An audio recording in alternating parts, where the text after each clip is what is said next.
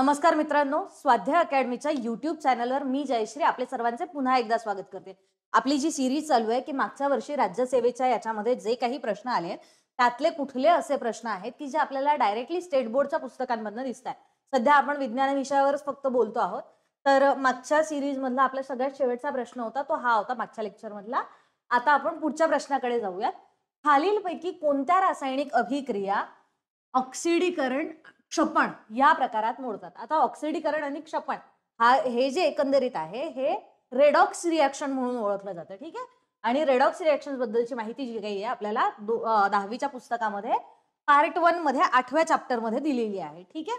2020 साली हा प्रश्न आलेला होता। या पूर्ण याच्यामध्ये जर बघितलं, या चॅप्टर मध्ये जर आपण बघितलं 8व्या चॅप्टर मध्ये, तर आपल्याला यातल्या 3 रिएक्शन्स ज्या आहेत त्या सरळ सरळ दिलेल्या आहेत, ठीक आहे। पहिली रिएक्शन कुठली आहे ही बघा, NaCl वाली, ठीक आहे। NaCl म्हणजे काय, आपलं मीठ, ठीक आहे।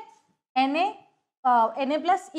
तयार होतो Na, आणि Cl जे आहे Cl चा 2Cl- तो Cl2 तयार होतोय, ठीक आहे। अशा वेळेला ही Na वाली जी आहे ती क्षपण आहे आणि Cl वाली जी आहे ती ऑक्सिडीकरण आहे, ठीक आहे। याच्यामध्ये इलेक्ट्रॉन दिला जातोय, याच्यामध्ये इलेक्ट्रॉन घेतला जातोय, ठीक आहे। इथे दिला जातोय, ऍड केला जातोय, आय मीन टू से इथे Na+ सोबत एक इलेक्ट्रॉन ऍड करून Na चा स्टेबल फॉर्म तयार होतोय, ठीक आहे। तर ही एकंदरीत क्षपण ऑक्सिडीकरण जे आहे ही 8व्या चॅप्टर मध्ये आपल्याला दिसते, म्हणजे ही जी अभिक्रिया आहे ही क्षपण ऑक्सिडीकरण प्रकारामध्ये मोडते, ठीक आहे। आता पुढच्या बघूयात आपण। रेडॉक्स रिएक्शन मध्ये अजून काही उदाहरणं त्यांनी पुढे दिलेली आहे। त्याच्यामध्ये आपल्याला ही जी रिएक्शन आहे ही रिएक्शन सुद्धा आपल्या याच्यामध्ये आलेली आहे, बघा इथे आलेली आहे, ठीक आहे। त्याच्यानंतर अजून कुठली एक रिएक्शन दिलेली आपल्याला बुक मध्ये, ही एक MgO ची दिलेली आहे, ठीक आहे। MgO ची एक रिएक्शन आपल्याला दिलेली, ही रिएक्शन दिलेली। तो इन शॉर्ट काय झालं, आपल्याकडे A, B आणि C अशा 3 रिएक्शन आपल्याला फिक्स कळतायत स्टेट बुक मधनं की त्या ऑक्सिडीकरण क्षपण रेडॉक्स रिएक्शन याच्या अंतर्गत येतात। मग इथे तसं काही ऑप्शन आहे का, AD, BC, AB नाही, आपल्याला 3 तर फिक्स माहिती आहेत। मग अशा वेळेला काय येईल, मग वरील पैकी सर्व हे जे ऑप्शन आहे हे ऑप्शन करेक्ट, ठीक आहे। अशा पद्धतीने सुद्धा आपण प्रश्न सोडवू शकतोय, ठीक आहे। पुढचं आपण बघूया, अणु हा विद्युत भारदृष्ट्या उदासीन असतो, ठीक आहे। केंद्रकाभोवती फिरणाऱ्या सर्व इलेक्ट्रॉनचा ऋण विद्युतभार व केंद्रकावरील ऋणभार समान असतो, ठीक आहे। आता आपल्याला हे जे आहे ना याच्याबद्दलची जी काही माहिती आहे ती 8वीच्या चॅप्टर 5 मध्ये, ठीक आहे। 8वीचा जो 5वा चॅप्टर आहे त्या 5व्या चॅप्टर मध्ये आपल्याला थॉम्सनचं प्लम पुडिंग दिलेलं आहे। त्याच्याच सोबत आपल्याला रुदरफोर्डचं वगैरे अजून 3 ते 4 वैज्ञानिक आहेत की ज्यांनी या अणूच्या अंतरंगांबद्दलची माहिती दिलेली आहे, ठीक आहे। तर हे जे अणूचे अंतरंग आपण जर बघितलेत ना तर त्याच्यामध्ये आपल्याला बघा इथे दिसतं, अणू विद्युत प्रभारदृष्ट्या उदासीन होतो। जवळपास सर्व शास्त्रज्ञांनी ही एक गोष्ट सांगितलेली की अणू जो असतो तो विद्युत प्रभारदृष्ट्या उदासीन असतो, ठीक आहे। अणू विद्युत प्रभारदृष्ट्या उदासीन असतो म्हणजे आपलं पहिलं जे आहे ते पहिलं बरोबर आहे, ठीक आहे। पहिलं आपलं बरोबर आहे। मग आता पहिलं बरोबर आहे म्हटल्यानंतर आपला हा ऑप्शन तर आपोआप कट होऊन जातोय, ठीक आहे। त्याच्यानंतर चौथा ऑप्शन पण आपोआप कट होऊन जातोय, ए चूक, कारण की ए तर बरोबर आहे आपल्याला सापडलंय। मग आता दुसरं बघूयात, केंद्रकाभोवती फिरणाऱ्या सर्व इलेक्ट्रॉनचा ऋण विद्युतभार आणि केंद्रकावरील ऋणभार समान असतो, ठीक आहे। आता याच्यामध्ये आपण जर बघितलं तर तिकडे बघा, अणुसंरचनेचे पहिले प्रारूप म्हणजे थॉम्सन यांनी 1904 मध्ये मांडलेले प्लम पुडिंग प्रारूप, ठीक आहे। या प्रारूपानुसार अणूमध्ये सर्वत्र धनप्रभार पसरलेला असतो व त्यामध्ये ऋणप्रभारित इलेक्ट्रॉन जडवलेले असतात। पसरलेल्या धनप्रभाराचे संतुलन इलेक्ट्रॉनवरील ऋणप्रभारामुळे होते। तर इथे 2 शब्द आहेत आपल्याला, धनप्रभार आणि ऋणप्रभार, ठीक आहे। थॉम्सनचं प्लम पुडिंगचं जे काही प्रारूप होतं ना ते ऍक्सेप्ट नाही झालंय। त्याच्यावर आपल्याला पुढे वेगळ्या वेगळ्या शास्त्रज्ञांनी वेगळ्या वेगळ्या ज्या काही त्याचं प्रारूप आहे, अणूचं अंतरंगाचं प्रारूप जे आहे ते मांडलेलं आहे, ते आपल्याला पुढे चेक करता येतं, याच सेम चॅप्टर मध्ये आहे ते दिलेलं। पण बेसिक काय की एका अणूमध्ये धनप्रभार आणि ऋणप्रभार दोन्ही पद्धतीचे असतात, ठीक आहे। आणि ते दोघं समान असतात, ऋणप्रभार आणि धनप्रभार सेम असतो, ठीक आहे। त्यांची जागा कुठे असते वगैरे वगैरे हे पुढे थॉम्सनचं जे होतं ना ते मानलं नाही गेलं। आणि मग त्या आपल्याला 8वीचा तो जो 5वा चॅप्टर आहे त्याच्यामध्येच त्या थॉम्सनच्या याच्यामध्ये काय चुका आहेत, काय त्रुटी आहेत, मग त्या कशा पद्धतीने कोणी क्लिअर केल्यात हे सगळं आपल्याला दिलेलं आहे, ठीक आहे।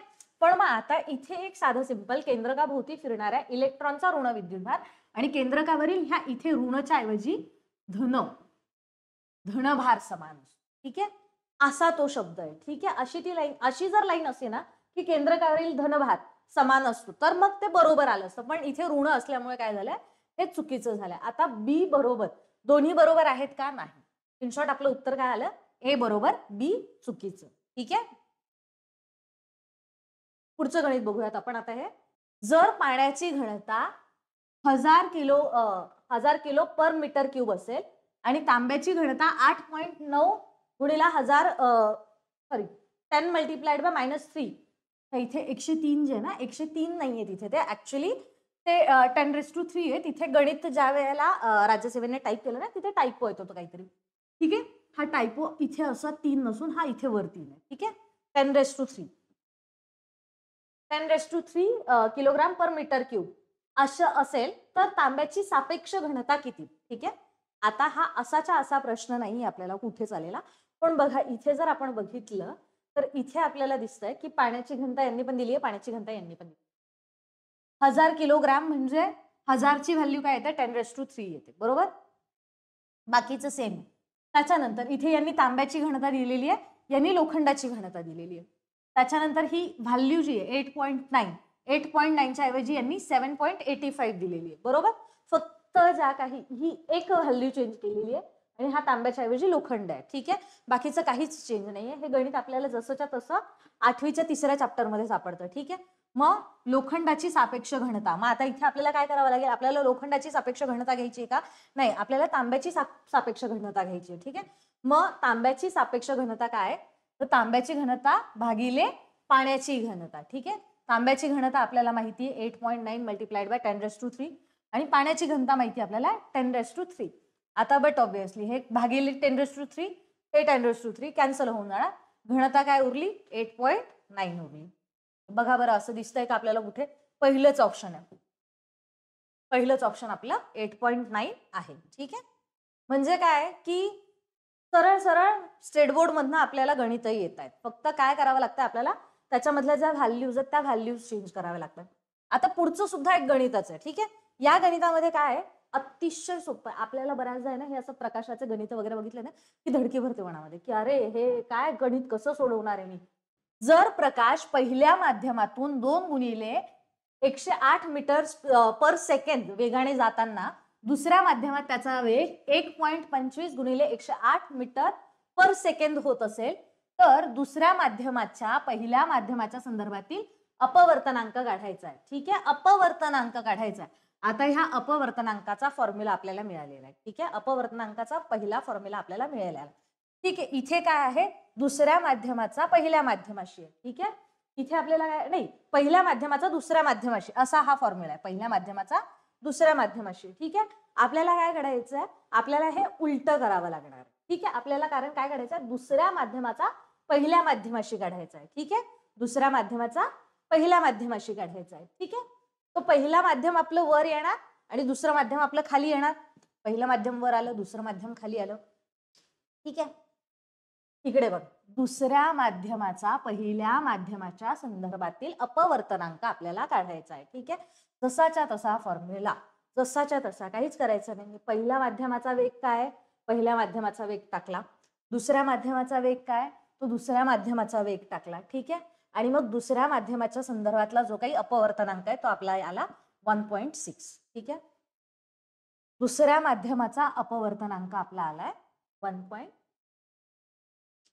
ठीक आहे, अशा पद्धतीने आपल्याला सरळ सरळ काहीही डोकं लावायची गरज नाही, फक्त फॉर्म्युला टाकायचा, संपला विषय. आता हे फार क्वचित काही प्रश्न घेत असते, पण सगळेच्या सगळे प्रश्न जर आपण बघितले तर त्यातले बरेचसे असे प्रश्न आहेत की जे आपल्याला सरळ सरळ स्टेट बोर्डच्या पुस्तकात येतात. मग अशा वेळेला आपण काय करायचंय, तर आपल्याला स्टेट बोर्डची पुस्तकं वाचणं गरजेचं असतं. मग स्टेट बोर्डची पुस्तकं वाचताना तिथे लक्षात काय ठेवायचंय, स्टेट बोर्डची पुस्तकं वाचताना लक्षात असं ठेवायचंय की सगळंच्या सगळंच आपल्याला घ्यायचं नाहीये. ठीक आहे, कारण आपल्याला स्टेट बोर्ड मध्ये पीएचडी करायची नाही, आपल्याला फक्त काय करायचंय, आपल्याला एक्झाम क्रॅक करायची. मग एक्झाम क्रॅक करण्याच्या दृष्टीने ज्या वेळेला आपण स्टेट बोर्डची पुस्तकं वाचायला घेतो, मग आपल्याला फक्त एकच विषय आहे का, तर नाही, आपल्याला किती विषयांचा अभ्यास करावा लागतो, आपल्याला विज्ञानाचा अभ्यास करावा लागतो, आपल्याला इतिहास, भूगोल, नागरिकशास्त्र, अर्थशास्त्र या सगळ्या विषयांचा आपल्याला अभ्यास करावा लागतो. त्याच्यानंतर बेसिक जे काही ग्रामर वगैरे आहे त्यांचा पण आपल्याला अभ्यास करावा लागत असतो. ठीक आहे. मग हे सगळं करताना कमीत कमी ज्यावेळेला आपण स्वतः करायला जातो ना त्यावेळेला आपल्याला कमीत कमी 6 महिन्यांचा वेळ लागतो. ठीक आहे. मग आता हा 6 महिन्यांचा वेळ जर समजा आपण आपल्या फक्त स्टेट बोर्डला दिला तर मग आपण जे स्टँडर्ड बुक्स आहेत ते स्टँडर्ड बुक्स कधी वाचणार? मी तुम्हाला पहिल्या लेक्चरला सुद्धा सांगितलं होतं की कमीत कमी 15 ते 20 प्रश्न कमीत कमी आणि जास्तीत जास्त जर आपण घ्यायला गेलो तर 25 ते 30 प्रश्न सुद्धा एका वेळेला एका वर्षामध्ये स्टेट बोर्ड मधनं येत असतात. जर समजा आपण आता 15 ते 20 आणि 20 ते 25 यांच्या दोघांचा मध्य 25 जरी पकडला आपण, ठीक आहे, तर 25 चे किती होतात? आपले 50 मार्क होतात. ठीक आहे. 50 मार्कांचे प्रश्न आपल्याला सरळ सरळ स्टेट बोर्ड मधनं येत आहेत. आणि मग ते 50 मार्कांचे प्रश्न ज्या वेळेला एखादा व्यक्ती एमपीएससी देत असतो किंवा युपीएससी देत असतो, 1-1 मार्कांनी 2-2 मार्कांनी आपलं सगळं गणित फुटतं. आणि मग ते जे काही आहेत त्याच्यासाठी हे 50 मार्क ज्या व्यक्तीला 2 मार्कांनी जी व्यक्ती नापास झालेली आहे किंवा 2 मार्कांनी जी व्यक्ती क्वालिफाय झालेली नाहीये त्या 2 मार्काच्या व्यक्तीला जर समजा त्याने ह्या 50 मार्कांचा अभ्यास केलेला असता तर टॉप मध्ये गेली असती. ठीक आहे. टॉपर्स लोकांमध्ये आलेली असते. मग अशा वेळेला आपल्याला काय करायचंय तर आपल्याला स्टँडर्ड बुक सोबत स्टेट बोर्डचे पण पुस्तकं वाचायचे. मग वाचताना हा जो 6 महिन्यांचा काळ लागतोय. ठीक आहे. कुठलंही पुस्तक ज्या वेळेला आपण स्टेट बोर्डचं वाचतोय त्यावेळेला कमीत कमी 6 महिने लागतात. ठीक आहे. मग आता हे 6 महिने आपण इतका वेळ आपल्याकडे असतो का? तर नाही. कारण आपल्याला फक्त हे वाचून होणार नाहीये. आपल्याला स्टँडर्ड बुक्स पण वाचायचे आहेत, आपल्याला रायटिंग प्रॅक्टिस पण करायची आहे, आपल्याला इंटरव्ह्यूची पण तयारी करायची आहे. म्हणजे आपल्या मागे खूप मोठा व्याप आहे. मग याच्यासाठीच आम्ही स्वाध्याय अकॅडमी आपल्यासाठी घेऊन आलेलो आहोत स्टेट बोर्ड फाउंडेशन बॅच. ठीक आहे. याच्यामध्ये आपण साधारण 100 तासांमध्ये एक जो कोर्स आपण डिझाईन केलेला आहे त्यात आपण फक्त जे काही स्टेट बोर्ड मधलं गरजेचं आहे की ज्यातनं प्रश्न येतील किंवा ज्यातनं प्रश्न आलेले आहेत अशा पद्धतीचा सगळा जो काही पॅटर्न आहे आणि तेही लाईन टू लाईन म्हणजे अगदी पुस्तकामधला एकण एक लाईन तुम्हाला पूर्णपणे समजवून की ज्यातनं तुम्हाला प्रश्न अशा पद्धतीने प्रश्न विचारले जाऊ शकतात किंवा अशा पद्धतीने प्रश्न येऊ शकतात असं सगळं करून आपण ती फाउंडेशन बॅच तयार केलेली आहे. तर या फाउंडेशन बॅच बद्दलची जी काही माहिती आहे ही आपण येणाऱ्या पुढच्या काही व्हिडिओजमध्ये बघूयातच. आजसाठी मी इथेच थांबते. थँक्यू.